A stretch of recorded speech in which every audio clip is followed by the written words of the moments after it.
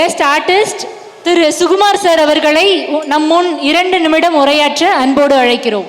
தமிழ் சினிமாவில் நகைச்சுவையின் முகமாக திகழும் திறமையான நடிகரும் இயக்குனருமான காதல் சுகுமார் அலங்காநல்லூரை சேர்ந்த ஒரு விவசாயியின் மகனாக பிறந்து 1997 சென்னைக்கு வந்து தனது கனவை நிறைவேற்றியவர். வடிவேலுவுடன் சக்தி படத்தில் சிறு வேடம், ஆனால் பெரிய தொடக்கம். பாலாஜி சக்திவேலின் காதல் படத்தில் பரத்தின் நண்பராக நடித்தது சுகுமாருக்கு திருப்பு முனையாக அமைந்தது. அந்த வெற்றிதான் அவருக்கு காதல் சுகுமார் என்ற பெயரை பரிசாக கொடுத்தது. நடிகராக மட்டுமல்லாது இயக்குனராகவும் தன் திறமையை நிரூபித்தவர். அந்த திறமையான நடிகர் இயக்குனர் காதல் சுகுமார் இப்பொழுது நமது மேடையில் தணிகையின் 37வது ஆண்டு விருது வழங்கும் விழாவிற்கு வருக வருக என வரவேற்கிறோம்.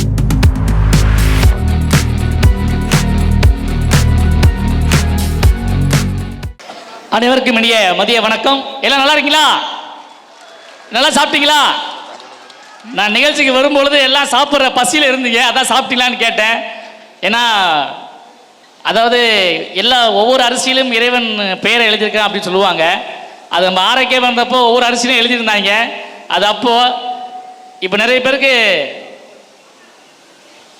பாதி பேருக்கு வந்து அரிசியில் பேர் எழுதுறாரு, சுகர் வந்ததுக்கப்புறம் கோதுமையில் எழுதுறாருன்னு நினைக்கிறேன். இப்போது அந்த மாதிரி ஆகிப்போச்சு. ஒரு மாபெரும் ஒரு குடும்ப விழா தணிகையுடைய 37வது வருஷம் ஒரு கம்பெனியை நடத்தி இவ்வளோ பிரம்மாண்டமாக நடத்துறது சாதாரண விஷயம் கிடையாது. அதுக்காக முதல்ல ஒரு ஹேட்ஸ் ஆஃப் சொல்லிக்கிறேன் இந்த நிறுவனத்துக்கு. ஏன்னா ஒரு நிறுவனம் கல்யாணம் பண்ணி குழந்தை குட்டியெல்லாம் பெற்றுக்கிட்டு ஒரு குடும்பம் நடத்துறது சாதாரண விஷயம் எப்படி இல்லையோ, அதே மாதிரி ஒரு நிறுவனத்தை ஆரம்பித்து 37 வருடங்கள் தொடர்ந்து சக்ஸஸ்ஃபுல்லாக நடத்துறதுலாம் சாதாரண விஷயம் கிடையாது. அதுக்கு உண்மையிலே வந்து மிகப்பெரிய பாராட்ட தெரிவிச்சுக்கணும். அது ஒரு முப்பெரும் விழா.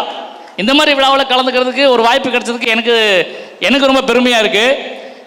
இன்னொரு விஷயத்தையும் சொல்லணும். எப்படின்னா, இந்த நிறுவனத்துக்காக உழைச்சி நிறைய பேருக்கு விருதுகள் அப்படின்னு சொல்லி அறிவிச்சிருக்காங்க. விருதுகள் அவை எதுக்கு கொடுக்குறாங்க தெரியுமா? எல்லாரையும் கூப்பிட்டு விருதுகள் எதுக்கு கொடுக்குறாங்க தெரியுமா? சக்ஸஸ்ஃபுல்லாக ஒரு மனிதன் வந்துட்டான்னு சொன்னால் எதுக்கு வந்து கொடுக்குறாங்க அப்படின்னு சொன்னால், இதுவரைக்கும் நீங்கள் செய்த செயல் சிறப்பானது, இதுக்கப்புறமா நீங்கள் இன்னும் பெரிய செயலை செய்யணும் அப்படிங்கிறதுக்கு ஞாபகப்படுத்துறதுக்காக தான் விருது கொடுக்குறாங்க. அதை வாங்கி வீட்டில் வச்சு அழகு பார்க்கறது இல்லை. ஏன்னா இந்த மாதிரி ஒரு 2000-3000 ஷீல்டு நான் 5 வயசுலேருந்து என்னுடைய கலை பயணத்தை தொடங்கினேன். அப்போலேருந்து நிறைய ஷீல்டுகள், ஸ்டேஜ் ப்ரோக்ராம், ஒரு 5000 ஸ்டேஜ் ஷோ, அப்புறம் 250 படம் பண்ணியிருக்கேன். பண்ண படங்களில் காதல் மட்டும் இன்னும் அப்படியே இருக்குது. பெருமாண்டி, வசூல்ராஜா, பிபிஎஸ், வல்லவன், காதல் அழிவதில்லை, திருவிழாடல் ஆரம்பம், அப்படி நிறைய படங்கள் இருந்தாலும் அந்த காதல் படத்தோட அந்த காதலுக்கு பேரை ஒட்டி காதல் சுமாராக அவங்க முன்னாடி நிற்கிறேன். அதுதான் எனக்கு பெரிய விருது. இந்த மாதிரி நிறைய ஷீல்டு வச்சு நான் என்ன பண்ணேன், ஒரு வீட்டில் வாடகை வீட்டில் இருக்கும்போது இந்த சின்ன ஷீல்டு ஒரு பக்கம், பெரிய ஷீல்டு அது கூட பெரிய ஷீல்டு, நிறைய ஷீல்டு அடிக்கி ஒவ்வொரு இடத்துலையும் வச்சு அழகு பார்க்கறது. என் வீட்டில் பொண்டாட்டியே சொல்லு, எதுக்குங்க இதுக்கே தனியாக ஒரு லட்சம் செலவாகுது இந்த ரேக் அடிக்கிறதுக்கே அப்படின்னு சொல்லி. ஒரு நாள் ஒரு வீட்டில் வந்து சாலிகிராமத்தில் போகும்போது நல்ல அரேஞ்ச்மெண்ட்ஸ்லாம் பண்ணி பெரிய ஷீல்டெல்லாம் வச்சு எல்லாம் அப்படி உட்காந்து ஷூட்டிங் இல்லாதப்போ படம் பார்த்துட்டு இருப்பேன். மேல் ஃப்ளாட்லேருந்து ஒருத்தர் கீழே வந்து அப்படி பார்ப்பாரு, என்னையை பார்ப்பாரு, ஷீல்டெல்லாம் பார்ப்பாரு, போயிடுவார். 2-3 வாட்டி இப்படி பண்ணார். ஒரு வாட்டி கூப்பிட்டு கேட்டேன், எதுயா என்னை வந்து பார்த்துட்டு போகிறீங்க, ஷீல்டெல்லாம் பார்க்குறீங்க எதுக்கு?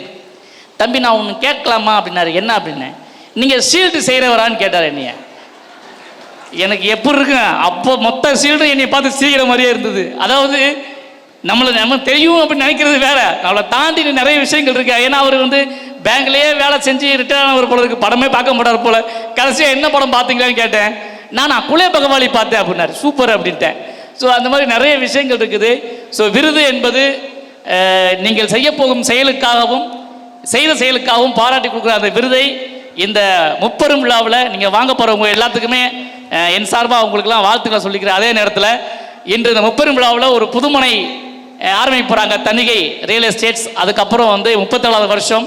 இன்னொரு முக்கியமான விஷயம் என்னென்னா, எம்டி மணி அவர்களுடைய பிறந்தநாள் விழா மிக சிறப்பாக இங்கே நடந்துட்டு இருக்குது.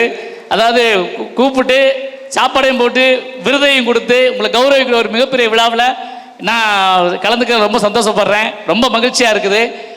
தொடர்ந்து இன்னும் பல வருடங்கள் அவங்களுடைய சேவைகள் தொடரணும்.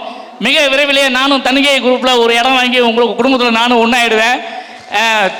இதுக்கு முன்னால் நிகழ்ச்சியில் மிக சிறப்பாக உங்களெல்லாம் மகிழ்வித்த கலைஞன், பிறவி கலைஞன் என்னுடைய தம்பி நவீன், அப்புறம் எல்லாருமே டான்ஸ் ஆடி காட்டின நண்பர் அப்புறம் இந்த நிகழ்ச்சிக்கு வந்திருக்கிற என்னுடைய இனிய நண்பர் ரஞ்சித் சார் எல்லாருக்குமே என்னுடைய வணக்கத்தை தெரிவிச்சு தொடர்ந்து இந்த நிகழ்ச்சிகளை அடிக்கடி கூப்பிடுங்க, நானும் வருவேன் உங்களை சந்தோஷப்படுத்த.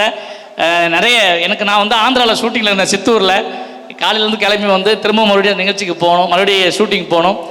மீண்டும் மீண்டும் உங்களை எல்லாம் சந்தித்து இந்த மாதிரி நிகழ்ச்சிகளை பார்க்கணும் அப்படிங்கிற சந்தோஷத்தோடு விடைபெறுகிறேன். நன்றி, வணக்கம். Thank you so much. ரொம்ப நன்றி சுகுமார் சார்.